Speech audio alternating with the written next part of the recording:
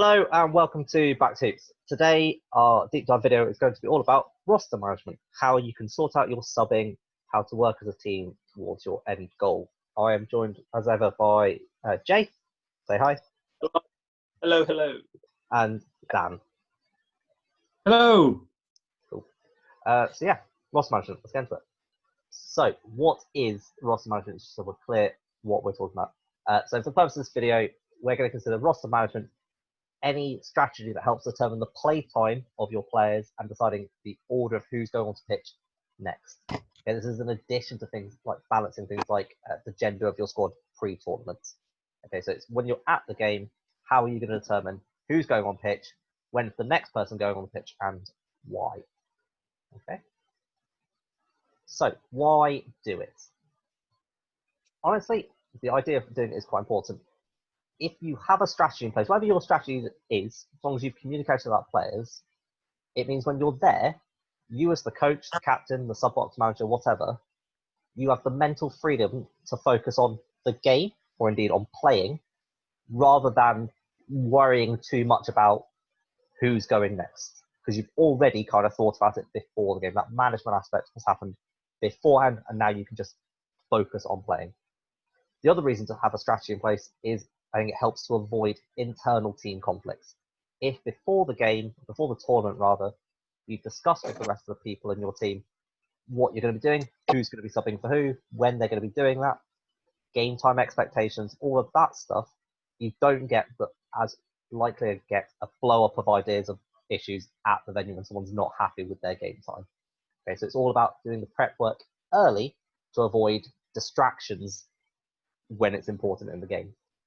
Jay, anything you'd like to add on to that? No, I just think that the main thing to bear in mind is that avoiding internal team conflict. We're not saying that people are going to be thrilled if you're telling them that they're not getting much game time, but it's a lot better to have this discussion weeks prior to an event. Let people adjust to it, being able to have an open discussion and an open dialogue, rather than at the event you're in the middle of a game and someone standing in the sub box looking at the coach or the captain going, when am I going to play?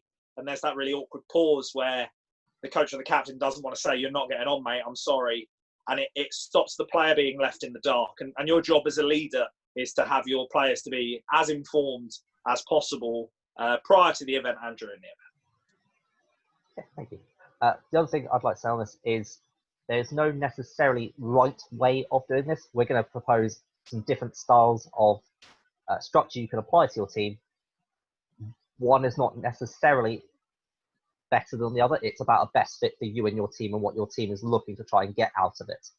Okay, out of a given game, out of a given tournament, etc. Okay, so that's what we're going for. So how do you decide what kind of style you're going to go with? The first thing I suggest you do is you talk with your players. Okay, what is it that they are expecting? What do they kind of want? It might be that you're an established team and you've got some players in and it's just talking and telling the new players how you've historically run.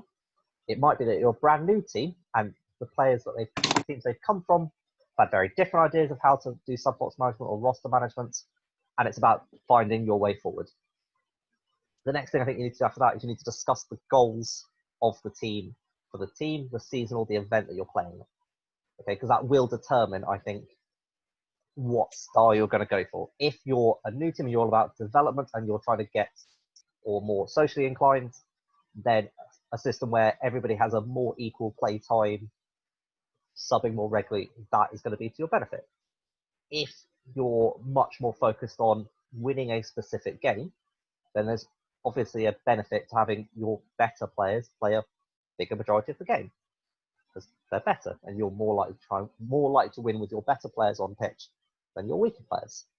So it's about finding that balance. Again, one isn't right or wrong. It's about determining what you think your team needs. And that isn't just a solo decision. I say you need to do that with your players. Do you think that's... Yeah, sorry, just going to say, just with that point, that's not even just per event. It could be for a specific game. Like you might be playing different teams and your approach might change, would you say? Yeah, definitely. So I think the way I kind of look at it, if your aim is to win the event, then your system is going to be set up to try and give you the maximum chance of doing that. If that's what you as a team and as players have decided, you're trying to win, you're going to play in that way. But that doesn't mean that when you're playing a game where you're winning by a lot, or you know you're going to win by a lot just because of past experience, that you couldn't deviate from that plan. So, yeah, and conversely, you might be a team that's actually going full equal play time, but you find an opposition that you think, actually, if we change this slightly for this game, this will happen. We could actually win this if we play a different way. So it can definitely change.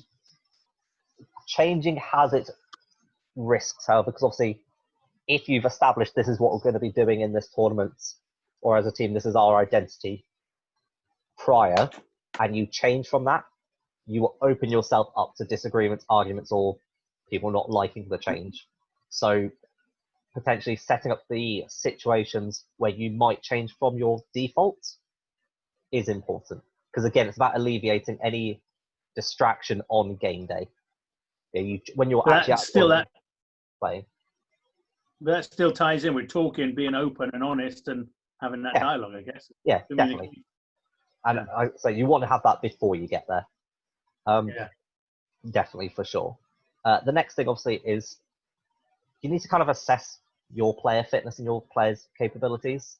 By that means, there's no point going, we're just going to play our really best players all the game if they can only play 5 minutes. Yeah, it's not a strategy you can enact because you don't have the ability to do that.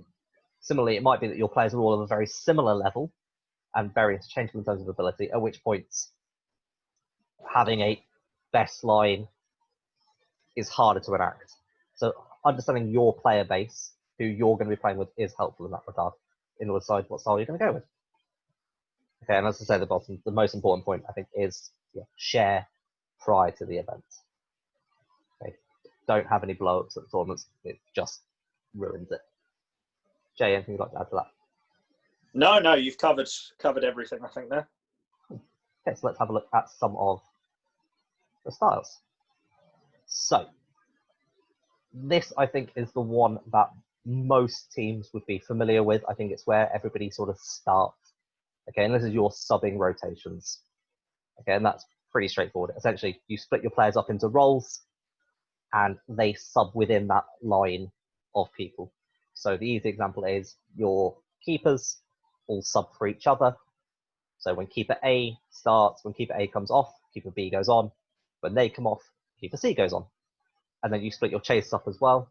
So you might have your chaser 1 line, so your technical chaser maybe, A, B, C, and they rotate for each other. Your receiver line, A, B, C again, and your second receiver line, A, B, C. And same with beaters. Okay? That is how I think most teams start. It's the easiest one to do. You just split your team up and go, when this person comes off, you go on. And you don't have to worry about the other 19 people because you know who you're going on for. This generally leads to a more equal playing time. Okay, you know, they come on, they come off, and you get to go through. There's a clear order for who goes on next, as long as you discussed who that order is. And generally, it avoids breaking the gender rule. Now, that can also be a weakness of it, because I think something this often ends up doing is enforcing the idea of a non-male line. Okay, I see a lot of teams where they play their keeper, okay, then they have a male chaser line, a second male chaser line, and then a non-male chaser line. Okay, so your women and your non-binary players are subbing for each other, right? Now, obviously, that means you don't break the gender rule, but the idea that you can't have people mixing lines, I think, is problematic. Again, it is something that happens a lot with this style of subbing. Normally with that, would you have a male then, a male beater and a female beater? That is often what happens, okay? I'm not saying you have to do this, and I would argue you shouldn't do it, but I would suggest the default is it ends up going like that, okay? You split your players based on gender rather than technical ability, and that's an issue because you end up casting a player. I think if you talk to most women or gender non-conforming players, this is the sort of strategy that annoys them the most, because it's really easy for the person in charge to pigeonhole a person in sort of, you're in this line, and it doesn't matter if you're women and your gender non-conforming players are the most talented players that you have. Most binary teams always default to, you're just going to sub for each other and don't give them a clear role. And if your captain or your coach is basically using this to not worry about subbing, then that selection of players is just going to get really annoyed when they're not really getting that much game time, and they might not feel like they're having a real role within the team. And I think that is probably the biggest weakness of let's let everyone have a go, because what if they're all really talented but they're in the same line? Yeah, definitely. And I think that definitely happens when you have more people in one line than the other. You know, if you've got 6 male chasers and then 4 female or non-gender conforming players, and you put them into a 3, and a 4 in terms of your chasers positions, those 4 are going to play less, even though they might well be better suited to a different role or to a different line.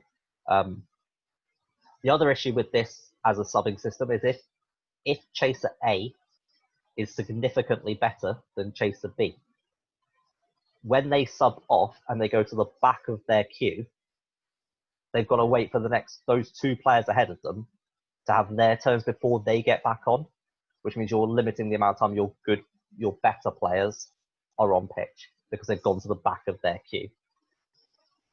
The other issue is it doesn't particularly allow for tactical subbing, because you're subbing like for like role. Okay, so you're not changing up anything with your subbing. You're literally just subbing a similar role, potentially just a different person on. But that is there ever a time where you would go, and I know you've put A, B, C there, and go to the back, where you would go A, B, A, C, and if that makes sense? Yeah, I mean, there definitely are variations of this, and you might well make it that A and B just sub for each other, and then when they're both knackered, C gets a go or whatever. But like, I'd suggest that's not the norm for this style. Yeah. This style is based on everyone having the most amount of game time, everyone getting a go, which some people believe equals everyone has a good time. Whether that's true or not is pointless. But this is for your new teams, your merc teams, your developing teams. It's let's get everyone some on-pitch experience, and let's hope everyone gets their money's worth, basically, is how I've always seen this style. Yeah, but definitely, this is definitely the way most merc teams are set up, because you don't know each other for any of the other skills. Okay, the next system set up for roster management that we're going to look at is player lines, and this has 2 variations. Okay, you may well have set lines in terms of ability, so you have your first line, your best line, your second line, or your third line, or it might be stylistic lines. But essentially, these 6 players are going to play together, and then those 6 players are going to sub off, kind of like hockey or ice hockey, and then the next set are going to play, and then the next set, and then the next set. Okay, so rather than subbing vertically like we did on the last one, we're subbing horizontally. We're subbing the entire line, more or less. And this has its own advantages again. Okay, you've got clear roles within a line. I know if I'm on the first change line with those 5 other players, I know what my role within that team, that set is. Okay, because I'm always going to be playing with those same 6 people, more or less. Okay, so I know what I'm going to do. You can build interline synergy through doing that, and you can potentially give your opposition a different look if the first and second change lines are different stylistically. Okay, this also lets you maximize potentially your best 6. So they play, and they play, and they play, and then when they sub off as a set. They all get to recover while someone takes their place, and they can all sub back on again afterwards. The weaknesses, however, of this are that your players can become unused to playing with somebody else. So if I only ever practice and train and play with my set of 6, because that's the line I'm on, and suddenly, because of an injury or a card or absence or whatever, and I have to change line, I'm at a significant disadvantage because I've just not played with them before. Okay, I don't know what my role is necessarily. I don't know what we're trying to do. Okay, I don't know the routes I'm meant to be running, potentially. The other issue is when you have an uneven number of players.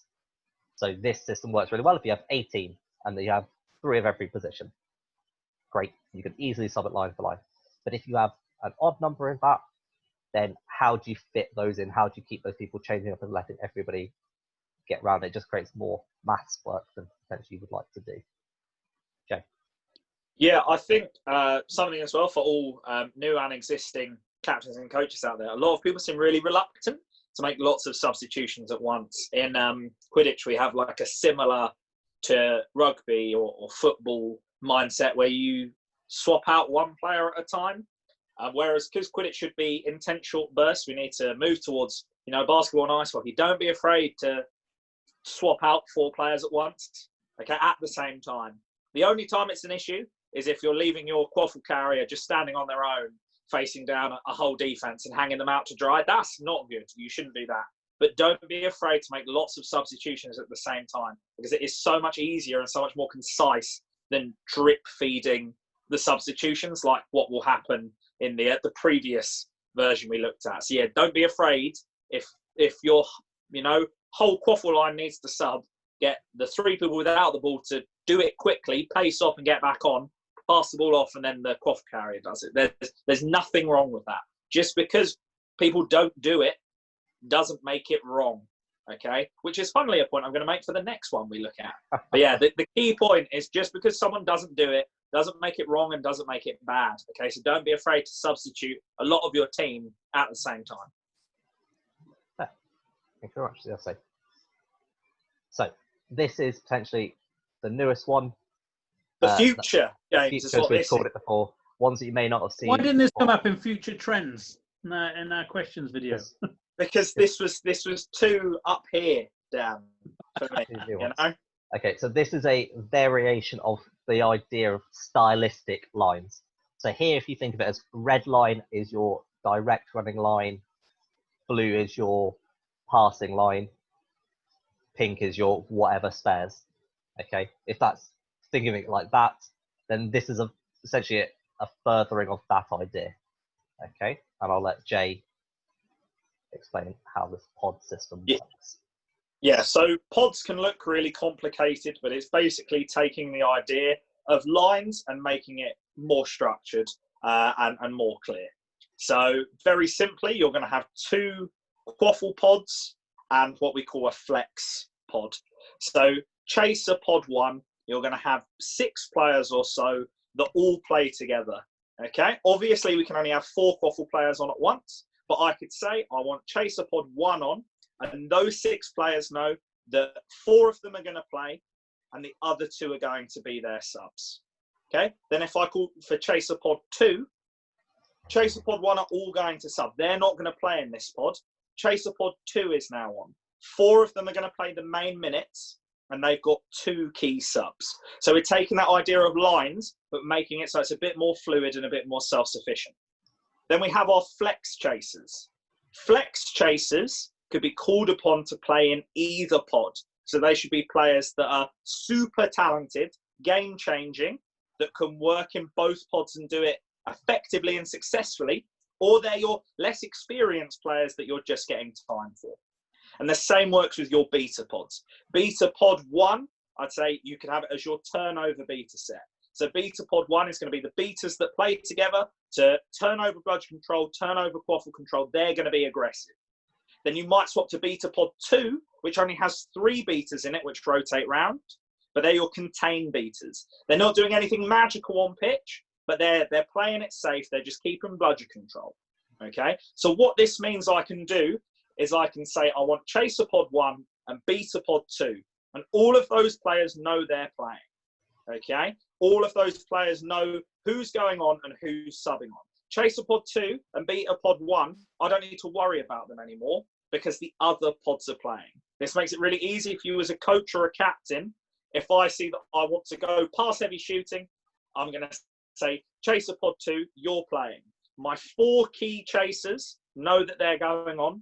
The other 2 in the pod are ready to sub on if they need to. And the flex chasers are always aware. But chaser pod 1 knows it isn't coming on. All right? So you're just splitting up your styles into pods that rotate for each other.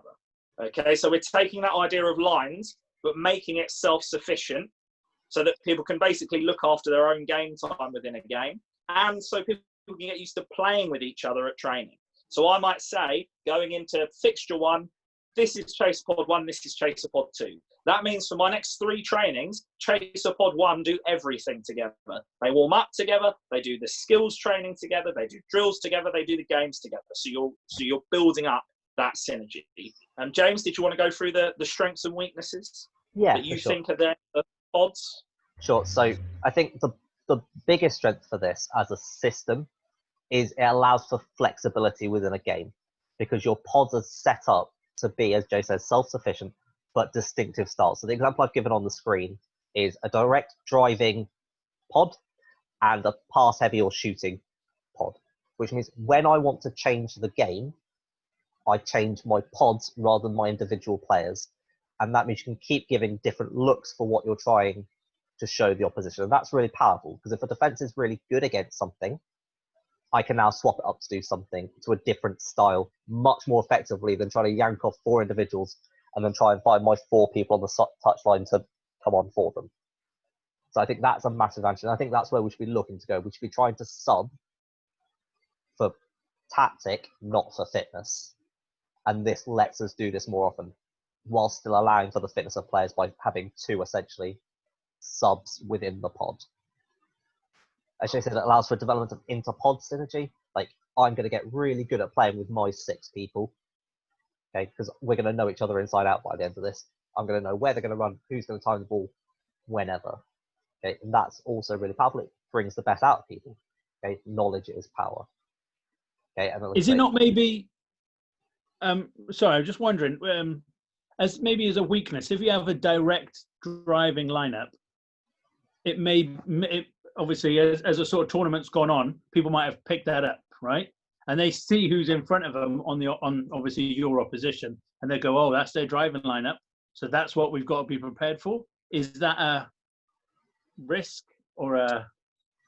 Eventually, so I think eventually, if you're a high-level team, your pods won't be. We've used this as an example, but your pods won't be quite as direct driving, and then this one does all the passing and shooting. There'll be 2 pods that can ideally do both, but excel in one of them.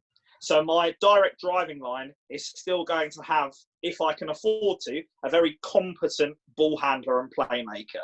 In the same way that my pass-heavy shooting line is still going to have a driver within it for those situations. If you're struggling for numbers, your best players become your flex players. Maybe the person that plays across 2 pods is your best ball handler and your best driver. And then you're building your pods around them. But I do think that the synergy these pods would have is probably going to override what they adjust for. Because say a defense says, right, this is their driving pod, I'm going to play that twice. Then I'm going to switch to my shooting pod. But I'll switch to my shooting pod with my 2 flex players who play slightly differently. So just as they think they've adjusted, my flex players are the difference makers. So yeah, Dan, it's more, if you think of it more like a preference of style rather than a dictate of style. Yeah? Yeah. Okay. The other weakness I would consider of this is, because nothing's perfect, is it does require you to have an established hierarchy within the pods. To a degree, you need to know, if you're saying pod 1 that has more than 4 people, as we've said, they need to know who should be on in a given situation. Okay, that doesn't take that long, but ideally you know that you're going to rotate around these 4 people, and then these 2 are going to sub in as needed. Okay, and that they can come back on again. Just having the conversation open and honest before the game, before the tournament. The other issue is if you're looking at equal sort of playtime issues, there is a good chance that if your game plan is working really well with your direct driving preference, that your pass-heavy team, your pass-heavy pod, isn't going to play, or is going to play significantly fewer minutes. Okay, because either plan A is going really well, or their style is not suited to this game. And that can cause, if you haven't had the conversation and shared this possibility with people, that can cause issues. Okay. So, yeah, please. I was going to say, I do think, though, a positive that you get over this is the ownership players feel of their pod. I think even if they're not playing as much as their peers, you find that you get like a bit of friendly pod rivalry, which as a leader, I absolutely love. I love competition within my teams. But I think people take real pride and hold each other more accountable, because there's a difference between if myself and James are playing together and at training and I drop the ball as always and I've absolutely spooned it. James goes, "That's not good enough, mate." And I go, "Yeah, I know." And we move on. But if I know we're in the same pod together and we're going to train together for the next 3 months and then we're going to play that big tournament in crunch time, I know that I'm letting him down and I can be held more accountable, because suddenly I'm not just letting the person whose pass I've spooned down, I'm letting my pod down by not being successful. And in the same way that when I do something good, as always at training, I'm doing something great for my pod. So it builds a support network within your team, a smaller one, so that the pods all support each other and players all support each other. And it does seem like a little mini team within a team. But if those mini teams have the utmost trust and respect and faith in each other, that's going to give you such an advantage when it comes to playing teams that don't use a system like this. In theory. We'll see. Yeah, I definitely think building smaller teams of trust first is easier, especially if you're sort of new to a squad, rather than try and build it up with 25, 30 people straight away. Doing it with your pod is certainly easier. And then you can work on your pods synergizing across pods. Yeah. So that is our sub-box management, roster management views on this. You will be able to find this PowerPoint linked in the description of the video. So by all means, check it out. If you have questions about this, especially about that latter one, pods, and it's something you think you want to use for yourself, please message us either on Facebook or at back2hoops@gmail.com, and we will happily take the time to answer it. The key thing through all of this, though, and honestly, I don't care what system you use. You're not my team, right? It's you talk with your players. Well, I don't, Dan. Like, you do you, right? But talk to your players. Just get as a team, what do they want from the tournament, okay? Do they want equal play time? Do they want to prioritize winning at the potential expense of personal sacrifice, right? And that bit gets missed a lot. Most people are happy with playing the good ones when they think they're the good ones. It's a lot harder to have that opinion when suddenly you find out you're not in that set and actually it's your game time that is being reduced. So have that conversation first. Decide what it is you as a club want, not just you as an individual, you as a club want. And we wish you the best of luck, unless you're playing against us, and then I hope you fall over. Thanks a lot. Take care, and see you all soon. Bye. Bye.